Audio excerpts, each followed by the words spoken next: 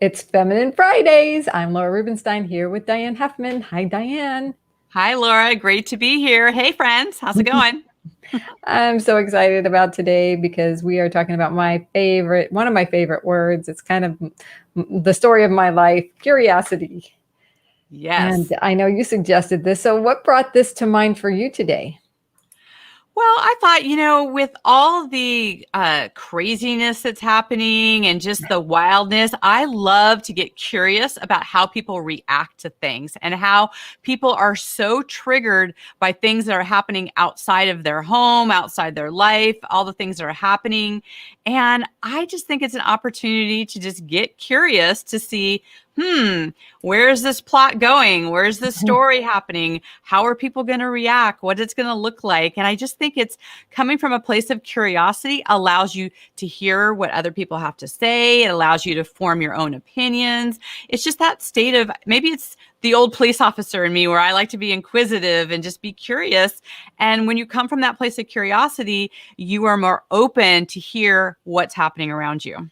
I love coming from a place of curiosity because it takes the judgment out. It forces you to take the judgment out. It's like, and really step into what's going on out in someone else's reality or in the reality. And I really feel that curiosity is a gift that we can give ourselves.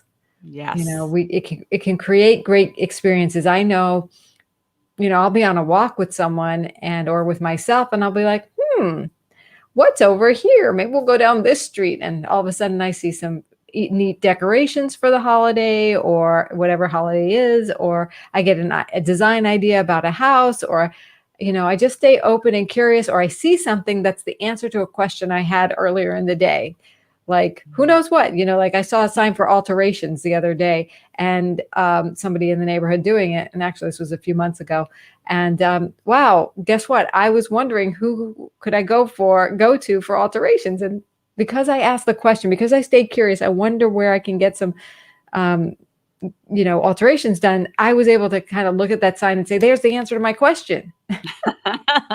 I love that. One of the things I love about curiosity is it opens up possibility, right? Mm. When you get curious, there's so many other options. And well, what about this? And what do you think about that? Or what could happen, right? It's like this suspense of it and the allowing that happens with it. When we're not curious and we're rigid, it doesn't allow us to see what's possible. Yeah. I love that it opens up possibilities and things we couldn't even have thought of ourselves.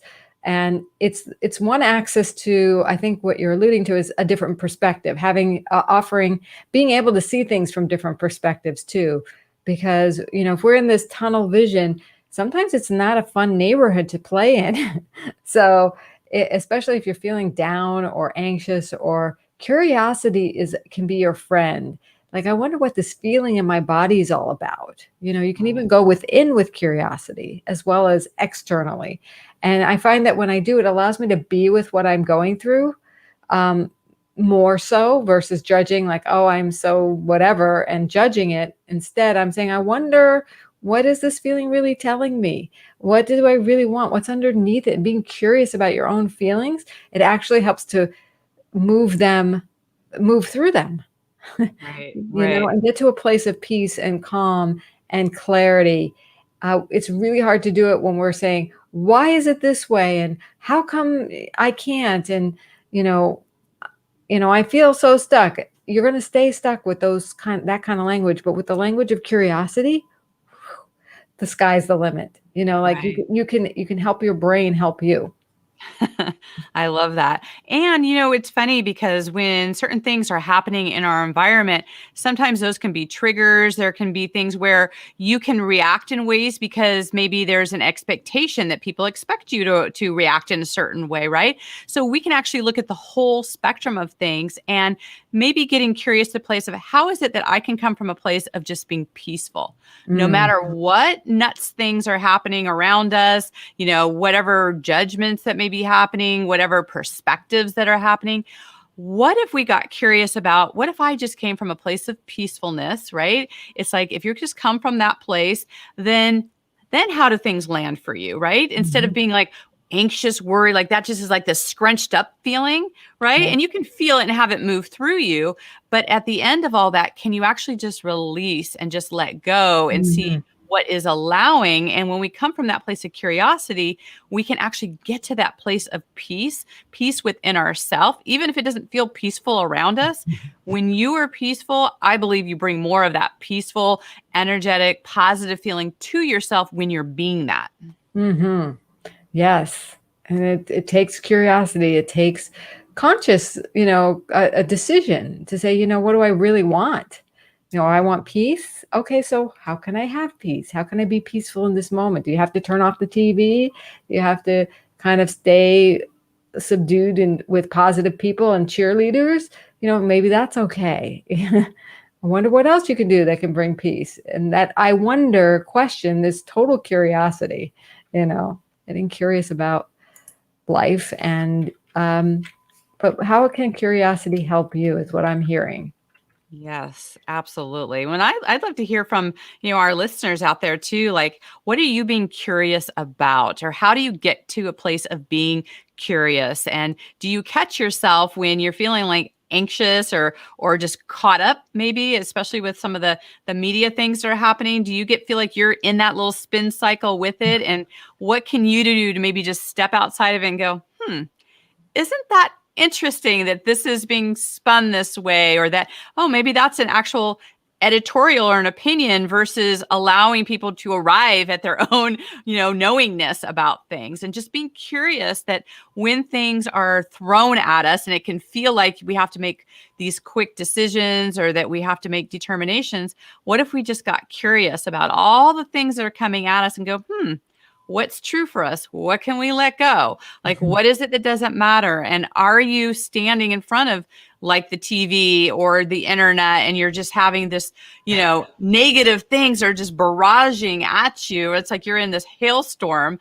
Like, really give yourself that break and get curious that, maybe I could go out for a walk instead, or I can actually connect with people, or I could just do the things that I want to do and not get caught up in the craziness that can be happening around us. So curiosity just allows so much for us to be standing in what's true for us.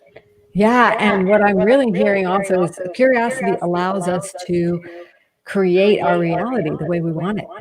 Yes, I love this. So what is it going to be if I take a walk? Is this going to create the reality I want? Yes, it's going to create good health in my body. It's going to create positive endorphins, so I feel more uplifted. Can I watch something funny on YouTube, a joke, or a comedian? Can I, like, what do I want to feel, and how can I get curious about going there? Right? Yes. Oh, I love that so much, especially that whole thing around creating your own reality. Sometimes we feel like we're caught in like, well, this is just the way it is or how it's going to be. It's not that, right? This is why we live in America and we have freedoms and we get to choose our daily experience. And when we do more of that, it gives other people to permission and to get curious on what's true for them. And I love the idea of, and this is one of the things I love about us talking each week, is that we can get different perspectives. We can see things in a different way. I mean, that is part of it, growing our own sphere of what we know, what we might want to consider, looking at things from curiosity. If we just look at our own, tunnel vision of what's true for us, we're not growing, we're not learning something different. So that curiosity allows us to expand, beyond what we know just for ourselves. And curiosity allows us to have better relationships, because we're open to listening and having conversations, at the very least listening. I mean, that's great. It's like, oh, I wonder what's that about, or tell me what you're learning, or share, when there's so many things I've learned just in life, just from asking people questions. And I think as kids, especially today, we're taught, now don't talk to strangers, but I love asking questions to strangers. Like if I'm in a store, like, oh, what's that new product? I learned a new fruit the other day from the grocer. I'm like, I've never seen that product before. What is that fruit or vegetable? What is it? And it was some sort of melon that I had never heard of. And like, wow, I just expanded my horizons. And I'm like, well, does it taste good? He's like, well, try it, and he just sliced some open for me. Wow. How about that? curiosity can have some really cool generosity that comes with it, and new experiences and adventures. So be willing to ask questions of things that come your way, and don't just take it for granted or push it aside. I see too many people ignoring each other and life around them when there's so much richness for us right in front of us. Right, right. Well, and when we don't know, just ask a question. I love that you just asked the grocer, like, well, what is that? Right. And so sometimes people feel like, I think, embarrassed, like if they, because they don't already know the answer or feel like they should know the answer, to not ask those questions. And, I always love that old adage that there's no, stupid questions. It's like, if you don't ask it, there's always somebody else that was wondering that too. Like, I wonder how many people walked past that fruit and was just, didn't ask about it or didn't know. And they just, kept moving on. And so that's how we expand. That's how we learn different things. And so, I feel like I'm always like, so what is that? Or what's going on with that? Or, even like what people are reading, like, hey, what's your, it's the fall. It's kind of getting, just getting a little bit more crispy and, just curling up with a book. It's like, I love now, I'm really looking more towards more like fiction, light reading kind of things, because I tend to do more like self-development. What am I learning? But what about just fun, fluffy, entertaining kind of things, right? So it's like, feel free to do that, right? Why not get curious? My husband loves to read fiction. He's reading a book called Black Sun, and it's written by a Native American person. So that's a whole different, and it's, some sort of a novel.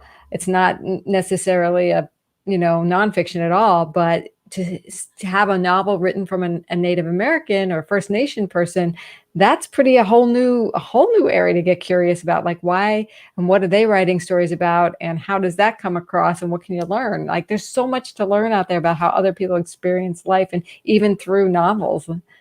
So I love that you're doing that, and I love that we can create our own adventures just by being curious. And so you talked about being embarrassed. So what I did to overcome my embarrassment is I kind of put on a little personality in terms of a little kid. You know how little kids are really curious, or some are and they're asking questions, and they're very innocent. And that's how I think of myself. Like, okay, well, I'm a little kid to, in the span of the universe timeline, right? I don't know everything. So I get to ask questions just like a little kid does, right? And, and if somebody says, what, you don't know that? And I'm like, no, I'm just a little kid, like, why should I know it? Type of thing. That's why. And, if somebody is annoyed by my question, they don't have to answer it.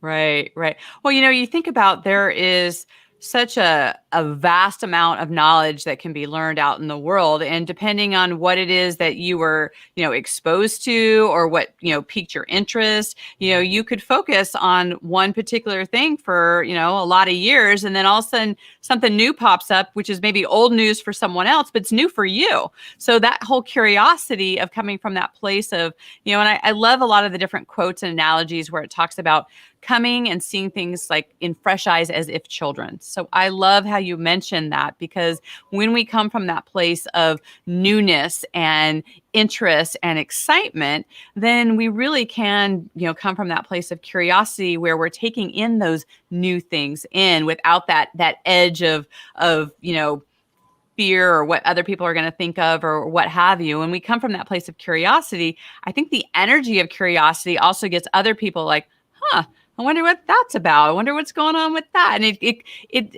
enhances conversations when you ask curious questions. Yeah, communication skyrockets, So if you're wondering how to be a better communicator, get curious. Yes.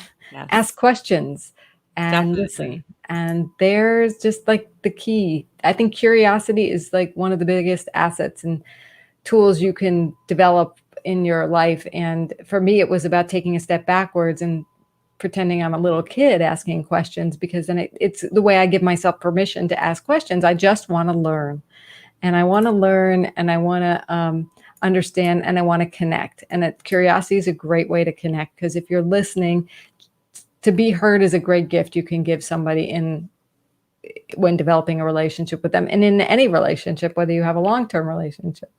It's a great, great tool. So I'm so glad we are talking about it today. What a fun topic. And, especially as we're getting towards the holidays and people start connecting, whether it's with your immediate family or those that are close to you who are like family. One of the things I love is when people share at the table. Sometimes people have cards that have, curious questions that ask things, but this is the time of year, as we're getting towards holidays to start asking some of those curious questions of people in our family or of our close friends. I mean, it's so interesting. And I think this comes up actually a lot, like at celebrations of lives. How many times have you gone to something where someone's passed and something will be brought up and you're like, I didn't even know that about that person, right? And you think you know people, right? And you have these conversations. And, those are really good awarenesses to find out, like, what is it that we don't know about, the people that we love. And I've actually gotten curious with some of my friends who have lost their parents. And I'll ask them, what is something that you really miss about your parent? Or what is something you wish you would have asked? And it seems to be those invariable questions like, oh, I wish I could ask my mom this. Right. And so getting curious about the people who are so important to us in our life to ask some of those questions, I think just really does, enrich those relationships. And that's a really good action item. Like, think about a question you'd want to ask somebody that if they were no longer here, you'd wonder about them, and then go ask them. Yeah.